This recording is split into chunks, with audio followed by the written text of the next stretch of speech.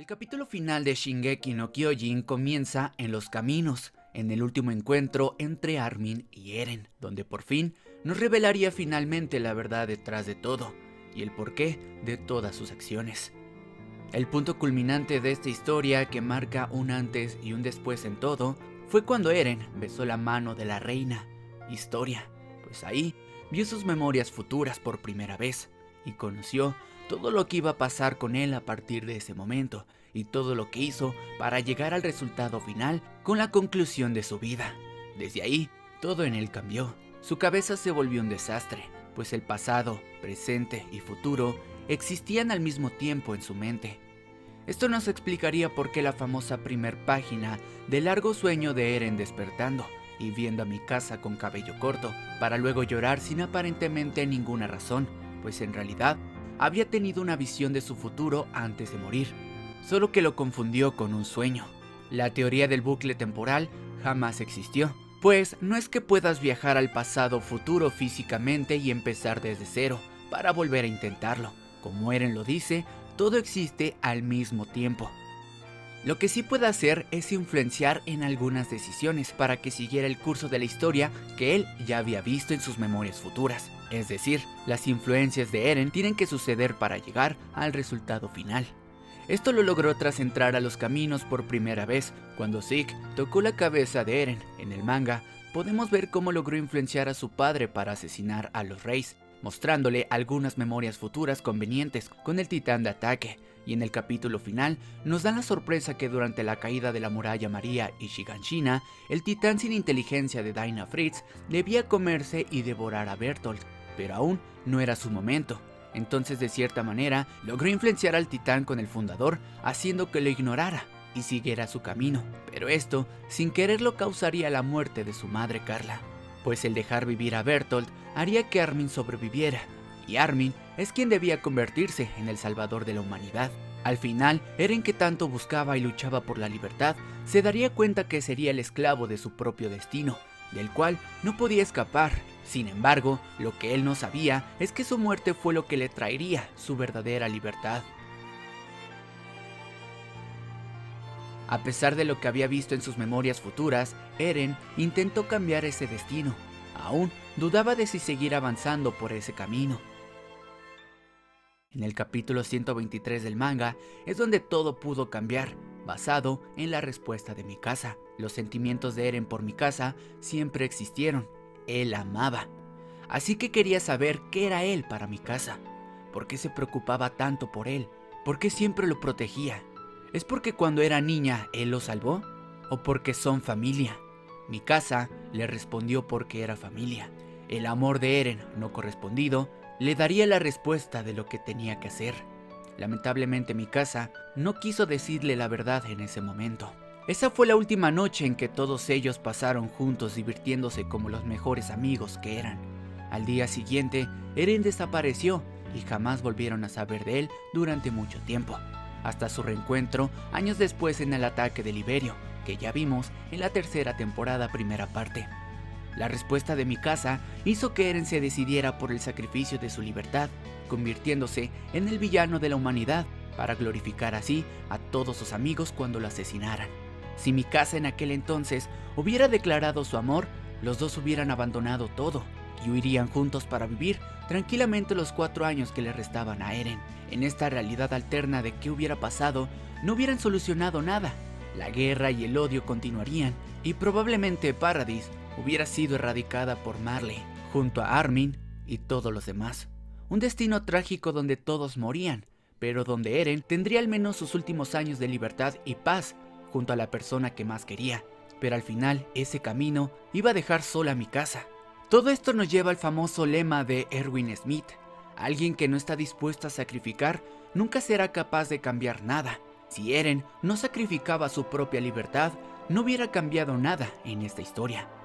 Entonces Eren, tras la respuesta de Mikasa, se decidió por cometer el genocidio mundial y así convertirse en el malo de la historia. Pero para eso necesitaba poner en su contra a sus amigos. Por eso durante el episodio 14 de la tercera temporada, Eren rompió su amistad con Armin y Mikasa. Todo fue para apartarlos de él y obligarlos a luchar en su contra. y hacerlos ver como los héroes que salvaron a la humanidad de la extinción al asesinarlo. Tras esto, ellos, a pesar de ser eldianos, serán los salvadores de la humanidad entera y se convertirán en las personas más respetadas del mundo entero. Sin embargo, quien acabaría con la maldición de los titanes sería Mikasa. El poder de los titanes siguió viviendo en el mundo tras 2000 años, porque Ymir, la primera titán de la existencia, continuó obedeciendo las órdenes del rey Fritz, pues el deseo del rey era que el legado de los titanes continuara en los eldianos. A pesar de que Ymir tenía el poder de un dios, ella siguió obedeciéndolo, y esto porque ella lo amaba incondicionalmente. Cuando Ymir dio su vida por el rey, inexplicablemente murió pese a tener el poder del titán fundador. Fue tanto su miedo por la muerte que dio a luz a un cuerpo inmortal, escapando a un mundo, una realidad que ella crearía donde sería libre incluso de la muerte: los caminos. Es así como todos los eldianos terminaron conectados en esta realidad de los caminos, un lugar que trasciende el espacio y tiempo, libre de la muerte. Durante estos 2000 años, ella seguía las órdenes de los reyes, y en esa realidad esperó a que alguien la liberase de las cadenas de su amor al rey Fritz, y finalmente apareció. Ella fue Mikasa. Mikasa, durante todo el anime manga, nos demostró que por sobre todo, Eren era lo más importante, e incluso que hasta su propia vida.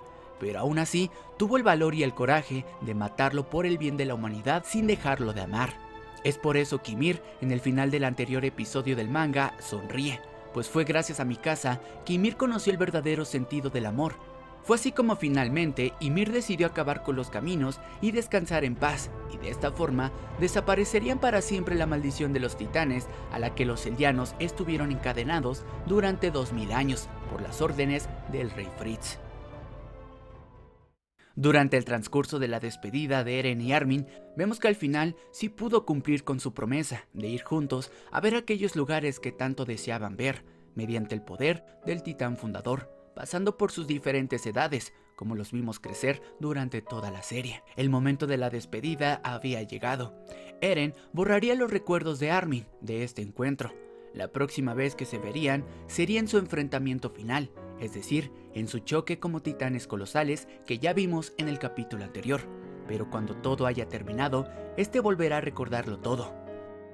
El momento de la historia en el que Eren y Armin hablan en los caminos transcurrió durante el capítulo 131 del manga, luego de que la alianza saliera de Paradis antes de enfrentarse a Eren en la última batalla, para cumplir el último propósito que este tenía antes de morir, pues no solo se despidió y reveló la verdad a Armin, sino que también con el resto de sus amigos, con Mikasa, Jan, Connie, incluso hasta con Reiner, Annie y Pieck.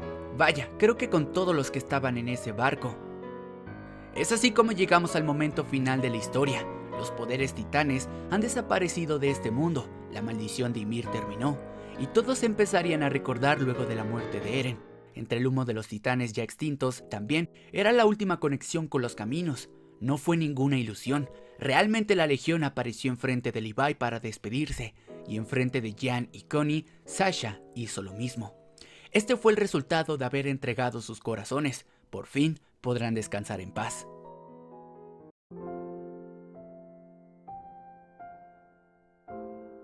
Tres años después de la batalla del cielo y la tierra, vemos el regreso de Historia con su hija cumpliendo 3 años exactamente, pues al final parece que la teoría de que Eren era el padre no fue cierta. El granjero realmente lo hizo. Mientras tanto, los sobrevivientes del resto del mundo, o lo que queda de ella, están en crisis, lo perdieron todo, y tardarán años, no, incluso hasta siglos, en recuperarse como antes. Mientras el mundo sufre por lo perdido, la nación de Paradis se convirtió en la más poderosa del mundo, y formaron un ejército controlado por los jaegeristas, y ahora enfocan sus esfuerzos por fortalecer su poder militar, mostrando su nuevo uniforme, armas y un nuevo símbolo. Las alas de la libertad de la Legión siguen apareciendo, pero ahora acompañada de 2 rifles, lo cual podría significar algo así como si no luchan, no podrán ser libres, ya que es el lema que con mucho entusiasmo gritan los altos mandos y la gente de Eldia.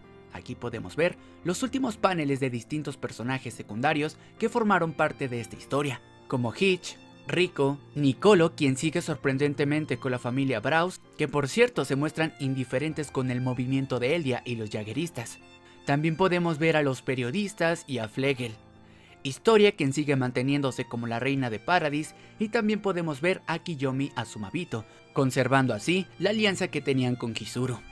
Como podrán haberse dado cuenta, el conflicto después de 3 años aún no termina en Paradis. Siguen con la mentalidad de luchar para ganar, impuesta por los jaegeristas.